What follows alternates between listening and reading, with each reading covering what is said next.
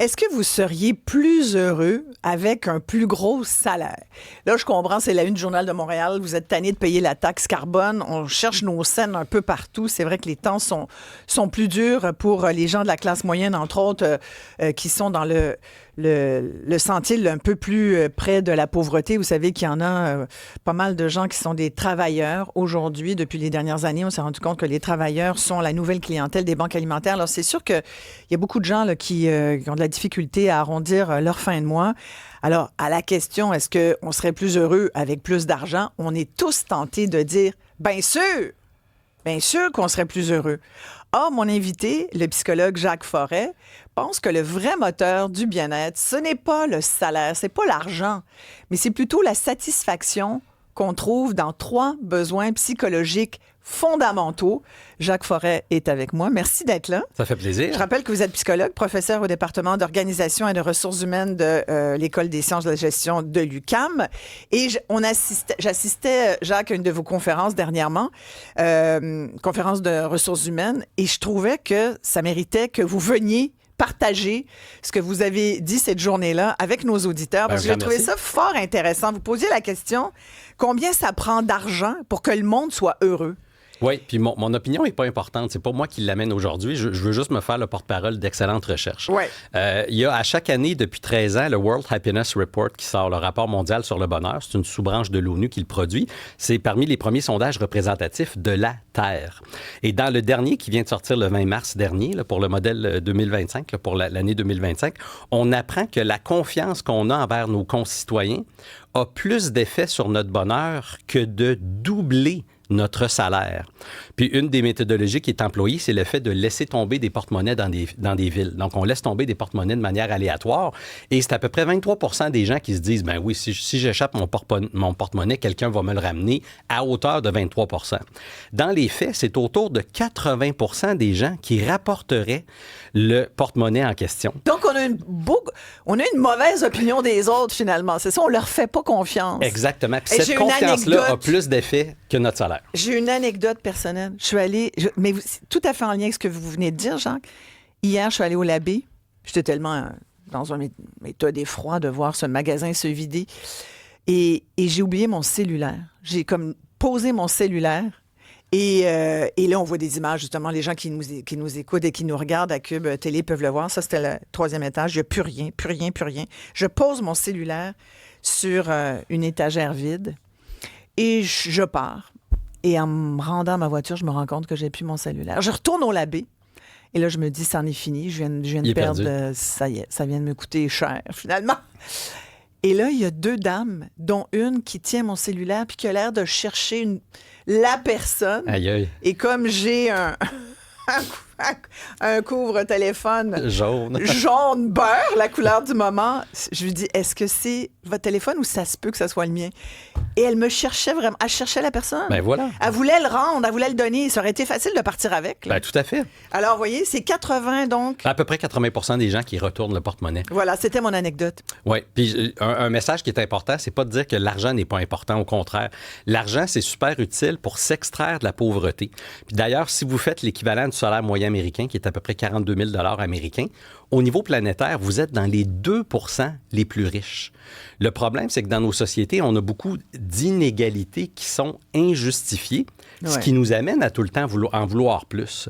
L'article en question que je présentais au Congrès, où vous m'avez vu présenter, c'est entre autres de montrer que l'effet maximal de l'argent se situe dans une tranche qui gravite autour de 65 à 115 000 américains en pouvoir de parité d'achat constante. En tout cas, le chiffre n'est pas si important. Mais c'est de voir que des données avec au-delà d'1 million de personnes, il y a une trajectoire assez robuste que de partir de 0, mettons, à 60, 70 000, il y a un effet colossal. Si vous avez de la misère à manger, puis là, vous avez moins d'insécurité alimentaire, si votre chauffe-eau brise, puis vous avez la confiance que vous allez pouvoir payer, ça enlève des soucis, ça diminue la tristesse, l'argent, et ça peut installer des conditions qui amènent un bonheur minimal. Mais ce qui est fascinant de voir, c'est que l'argent a un effet qui atteint un plateau pour ensuite diminuer, dépasser ce stade-là. Là, je le répète, là, c'est dépasser ce seuil-là. De 115 000, genre? Oui, le bonheur diminue. Alors, plus on a d'argent, moins on est heureux? Bien, la pente est très faible. Donc, c'est pas tant qu'on est dramatiquement moins heureux. On retombe pas au bas de la... Moi, je connais plein de monde qui serait game de l'essayer, d'avoir plus d'argent, par exemple, pour voir si on est malheureux, effectivement. Ça, c'est une bonne intervention, Marie-Lebel, en ce sens que moi, ce que j'aime du World Happiness Report, c'est qu'on regarde toute la planète, puis c'est où les endroits qui sont plus heureux que nous. Puis une des idées largement répandues, puis dans votre émission, on en parlait, là, de la taxe carbone, on ne veut pas payer plus de taxes. On ne veut pas payer plus de taxes parce que certaines personnes qui ont plus d'argent ne payent pas leur juste part. Exact. Et les pays qui sont plus heureux que nous ont souvent des taux d'imposition ou de taxes plus élevés. Dans le rapport mondial sur le bonheur, le Canada, on est au 18e rang. C'est respectable. Sur combien? Sur à peu près 160 pays. On n'a pas tous les pays parce qu'il y a des pays qui sont en guerre entre eux ou guerre civile. Mais si on extrait les données du Québec, on devient le 6e endroit le plus heureux sur Terre et le Canada descend. Donc là, les Canadiens sont heureux grâce à nous, c'est ça que vous dites? Bien, exactement. Ce qui met de l'air chaud dans Montgolfière, c'est le Québec. Puis qu'est-ce qu'on a au Québec que les autres n'ont pas ailleurs? C'est qu'on paye pour des services. Peut-être que... C'est ça qui nous rend de bonne humeur, qui nous rend heureux? Bien, la solidarité sociale, la transparence, la justice, c'est le meilleur vecteur de bien-être. L'étude des porte-monnaies dont je vous parlais, là, ça a plus d'effet sur notre bonheur que si tout le monde doublait son salaire instantanément. C'est pas rien. Donc, l'argent, à l'intérieur d'un certain faisceau, ça fonctionne comme la ventilation. Si vous rentrez dans une pièce puis il fait moins 15 ou 35, vous vous plaignez à juste titre. Mais si vous entrez dans une pièce et vous êtes dans une frange confortable, vous arrêtez d'y penser. C'est comme ça que ça fonctionne, l'argent. Jacques Forêt, c'est fabuleux parce qu'il arrive ce que je pensais exactement qu'il allait arriver, c'est-à-dire que c'est beau de vous entendre dire ça, mais le monde ne croit pas à ça, que quand on a plus d'argent, on est un petit peu moins heureux. Alors, quelques commentaires par texto. D'ailleurs, vous pouvez nous joindre au 187 Cube Radio. Par téléphone, si vous voulez témoigner de vive voix et poser des questions vous-même à notre invité Jacques Forêt, 1-877-827-2346.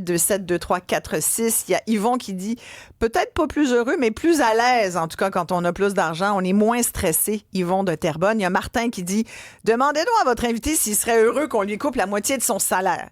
François qui dit come on, moi, j'y crois pas une seconde. Demandez à un pauvre qui en arrache, qui peine à payer son hypothèque, un prof de primaire, si elle pouvait gagner le double, elle dirait jamais non.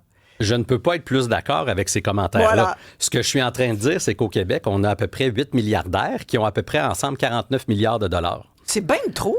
Bien, vous avez tout à fait raison. Ben oui. Donc, les pays qui fonctionnent mieux que nous sont ceux qui en prennent à ceux qui en ont plus et qui... Tous les commentaires qu'on vient d'entendre, je suis d'accord avec vous. Je suis d'accord avec vos auditrices et vos auditeurs. En même temps, si on me disait, Jacques, tu vas avoir un palier d'imposition supérieur dans la dernière fourchette, je réponds oui, spontanément. Mais tellement, c'est ça qu'il faut qu'on fasse. Jacques, c'est tellement ça qu'il faut faire, c'était taxer les derniers paliers d'imposition. Quand on dit taxer les riches, pas la classe moyenne. Non, les riches, les super riches et les ultra riches, exactement. Les ultra riches, donc, les super riches. On a Martin qui veut intervenir. Martin, parlez-nous, Martin, qu'est-ce que vous en pensez? Vous, d'abord, à quel salaire diriez-vous là, que vous seriez heureux? Est-ce peut-être le salaire que vous faites aujourd'hui ou un dont vous rêvez? Moi, j'aimerais mon salaire net. J'aimerais que mon salaire ne soit pas imposé à 50 %. C'est ça qui est dévastateur au Québec. On parle toujours des salaires bruts, mais on parle jamais des salaires nets. Il nous reste rien dans les mains. Ouais. L'imposition à 53 % à peu près, là, c'est des gens qui font 294 000 $ et plus de revenus. C'est la dernière fourchette qui est à 50 %. C'est la dernière fourchette. Même à 35 000, il nous reste 20 000 dans les poches. Et vous en parlez pas. On est trop imposé. Revenu Québec, c'est l'ennemi public. Au Québec, qui s'attaque à des familles, surtout avec les quotas dont M. Archambault parlait en 2016, que TVA parlait. Les quotas existent encore. Ils ont des quotas, les gens à Revenu Québec, puis ça chante, puis il y a trop d'impôts. Merci. Merci, Martin. Il a passé son message. Il parlait des quotas. Il est parti. Il était comme un peu fru.